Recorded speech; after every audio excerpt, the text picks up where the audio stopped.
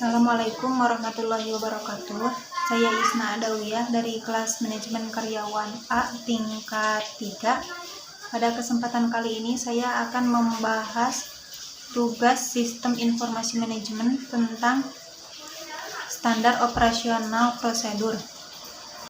SOP atau Standar Operasional Prosedur adalah suatu alur atau cara kerja yang sudah terstandarisasi. SOP ini memiliki kekuatan sebagai suatu petunjuk yang bersifat mengikat dan juga direktif. Hal ini mencakup hal-hal dari operasi yang memiliki suatu prosedur atau langkah-langkah tertulis yang pasti. SOP ini sendiri disusun sesuai dengan kebutuhan, visi, dan misi masing-masing perusahaan atau suatu organisasi dengan tujuan yang berbeda-beda. Di sini ada SOP menurut beberapa ahli. Yang pertama, menurut Sailendra. Menurut Sailendra, SOP adalah panduan yang digunakan untuk memastikan kegiatan operasional organisasi atau perusahaan berjalan dengan lancar.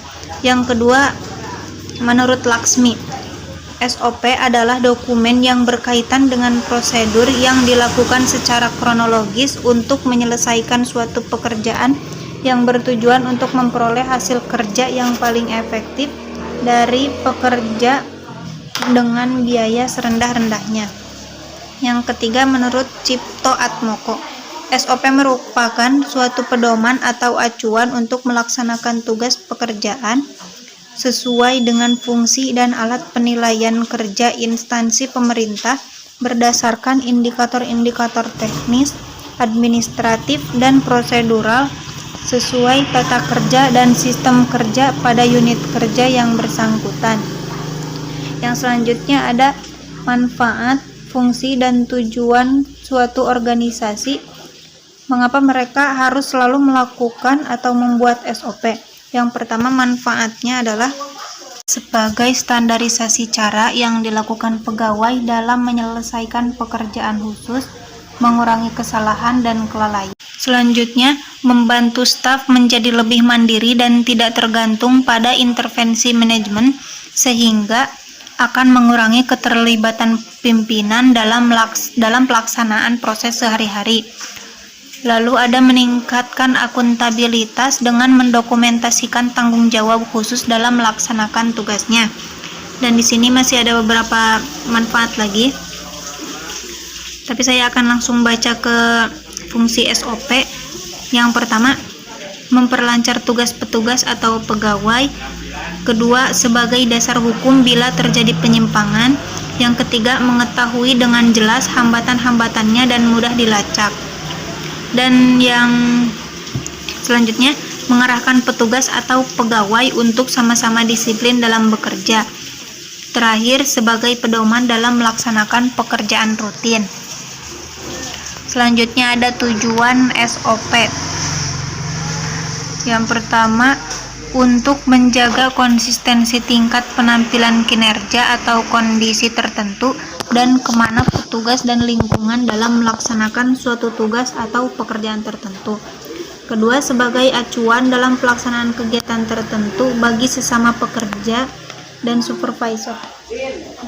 Yang ketiga, untuk menghindari kegagalan atau kesalahan. Dengan demikian menghindari dan mengurangi konflik, keraguan, duplikasi, serta pemborosan dalam proses pelaksanaan kegiatan. Nah, di sini juga ada beberapa tujuan SOP-nya. Saya akan langsung saja ke simbol, arti, dan contoh dari lambang SOP ini. Bisa langsung saja dilihat.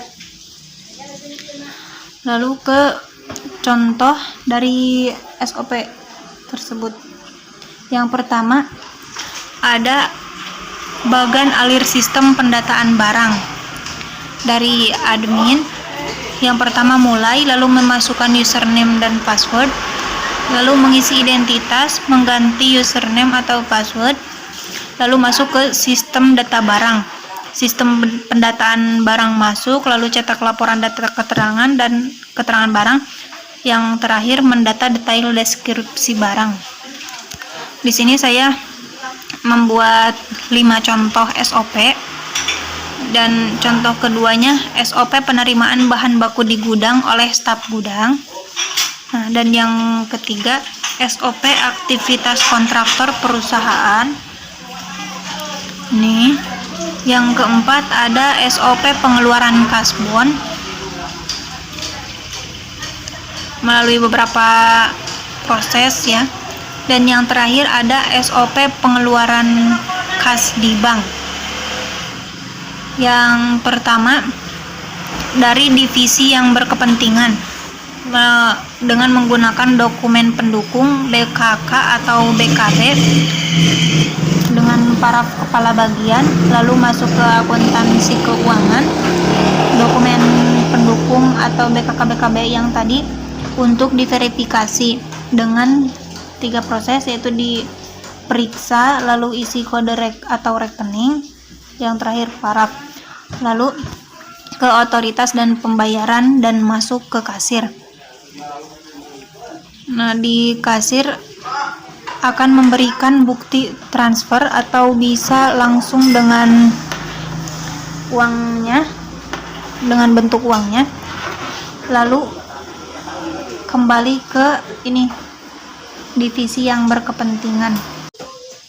Sekian yang dapat saya sampaikan, mohon maaf bila masih banyak kekurangan. Wassalamualaikum warahmatullahi wabarakatuh.